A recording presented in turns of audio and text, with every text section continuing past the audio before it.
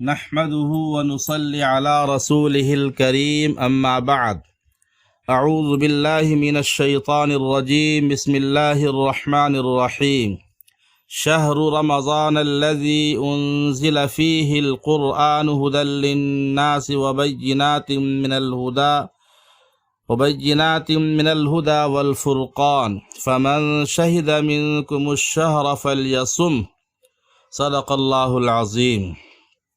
محترم سامعین، حضرت سلمان فارسی رضی اللہ عنہ سے مروی ہے، شعبان کا آخری دن ہے، اللہ کے آخری نبی صلی اللہ علیہ وسلم منبر پر تشریف فرما ہے اور ارشاد فرما رہے ہیں، اے لوگو، تمہارے سروں پر ایک بابرکت اور عظیم الشان مہینہ سایہ فگن ہے، اس میں ایک رات ایسی ہے جو 1000 مہینوں سے بڑھ کر ہے۔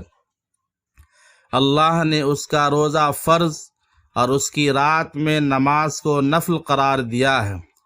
اگر کوئی اس میں نفل ادا کر کے اللہ کا قرب حاصل کرتا ہے تو وہ ایسا ہے جیسے اس ماہ مبارک کے علاوہ میں فرض ادا کرنے والا ہو، اور جو کوئی اس میں فرض ادا کرتا ہے وہ ایسا ہے جیسے اس کے علاوہ کسی ماہ میں 70 فرض ادا کیا ہو۔ یہ صبر کا مہینہ ہے اور صبر کا بدلہ جنت ہے۔ یہ غمخواری کا مہینہ ہے۔ یہ وہ مہینہ ہے کہ اس میں مومن کا رزق بڑھا دیا جاتا ہے۔ جس نے اس ماہ میں کسی روزہ دار کو افطار کرایا، اس کے گناہوں کی مغفرت ہے اور اسے جہنم سے رہائی کی بشارت ہے۔ اس کے لیے وہی ثواب ہے جو روزہ دار کو ہے، مگر روزہ دار کا ثواب کچھ کم نہ ہوگا۔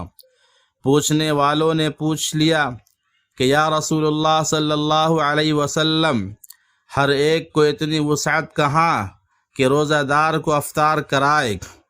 اس سوال پر رحمت کا دامن پھیل گیا۔ ارشاد ہوا، یہ ثواب اس شخص کو بھی ملے گا جو ایک کھجور کھلا کر، ایک گھونٹ پانی یا لسی پلا کر افطار کرا دے۔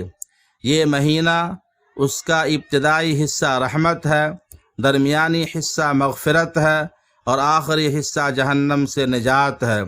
اس ماہ میں جس نے اپنے خادم کے کام میں تخفیف کر دی، اللہ تعالیٰ اس کو گناہوں کے بوجھ سے ہلکا کر دیں گے اور جہنم سے آزاد فرمائیں گے۔ اس مہینے میں 4 کام کثرت سے کرو۔ وہ 2 کام وہ ہیں جن سے تم اپنے رب کو راضی کر لوگے، اور 2 کام ایسے ہیں جن سے تم بے نیاز اور بے پرواہ نہیں ہو سکتے۔ وہ کام جن سے تم اپنے رب کو راضی کرو وہ یہ ہے، لا الہ الا اللہ کی گواہی دو اور اس سے مغفرت مانگو۔ اور وہ کام جن سے تم کو بے نیازی نہیں ہو سکتی وہ یہ ہے کہ اللہ سے جنت کا سوال کرو اور جہنم سے اس کی پناہ چاہو۔ جس نے روزہ دار کو پانی پلایا، اس کو اللہ تعالیٰ میرے حوض سے ایسا پانی پلائیں گے کہ جنت میں داخل ہونے تک، یعنی میدان قیامت کی شدید گرمی میں، پیاس نہیں لگے گی۔